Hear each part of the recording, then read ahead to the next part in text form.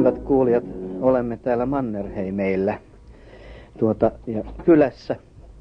Ja minä tässä katselen vanhaa miestä. On niin vanha, että on ihan harmaa ja pää. Mutta silti Pirtältä näyttää ainakin tuo käsikoupistuu tuossa. Lasi on niin täys, että tuon täydemmäksi lasia ei enää saa. Ja. No miten se on mennyt? Joo. Hyvin on mennyt. Hyvin on mennyt. Oikein hyvin. Kun minulla on sellainen tunne, että teidät on niin tavallaan vähän unohdettu. Niin ajateltiin, että jospa me tämän ohjelman puitteissa käydään vähän morjestamassa. Joo. Ystävällisesti tehty. Kyllä. Nuori mies, leuka ylös. Leuka on, juu. Mikä teille roikkuu korvassa? Mikä? Korvassa? Tämä ei sovi. Ei vai? Ei sovi miehellä.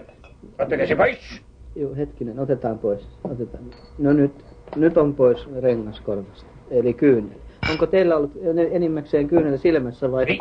Korvassa? Vai ei ole kyynel korvassa eikä silmässä. Entä korpikuusessa? Ei tule tippa linssiin. Mutta tuossa lasissa on ainakin korpikuusen kyyneltä. Ja.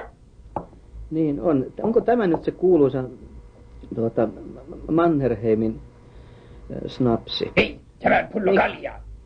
No niin, on, mutta tuossa vieressä, joka on tällaista kirkasta. On. Onko tämä kirkasta? Niin, olkoon vaikka rikistä. Nyt.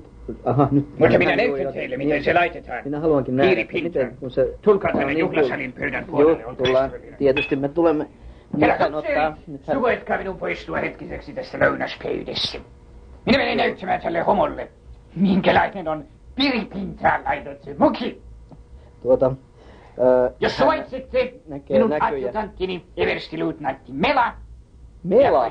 Ei Mela. Airo siis. Ei ole mikään Airo eikä Hankain. Ei. Mela. Eikä Puoshaka. Jahas. Puoshaka. Nyt hän etsii pulloa, löytyi. No niin. Onpa oudon näköinen pullo. Kyllä.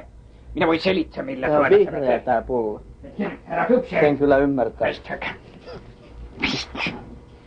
Ei. Nyt. Näin. Tuleeko tästä nyt mitä? Kyllä. Ensin laittaa akvaviit.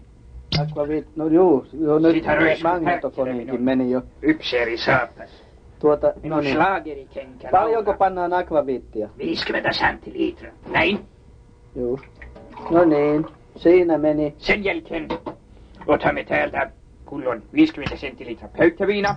Pöytäliinaa. Pöytäliinaa, 50 metriä pöytäliinaa. Sen jälkeen. Nyt. Pullo pois. Johan tarvii monta pulloa noin pieneen paukkuun. 2 litraa sollyä. Sollyä? Piittiä. Eli vermuttia. Ja, sollyt.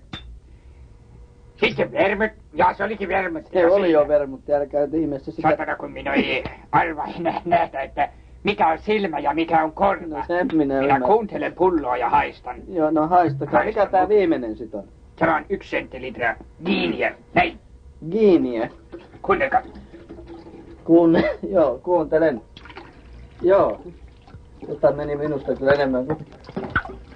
Se on nyt piiripintaan. Helvetissä mulla on jalakasta. Minulla on saappas märkä. Ja nyt menemme pöytään. Missä herrat ypserit istuve? Eihän täällä ole ketään, te valehtelette. Vanha. Koko pöytä on täynnä kylkiä. Ahaa. Ylös! Röpserit! Hän näkee näköjään. No hieno tämä.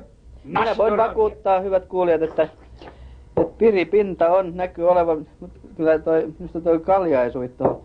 No niin, näkemiin täältä Mannerheimeiltä. Joo, näkemiin. Minä lähten minun puulaverille pötkälle.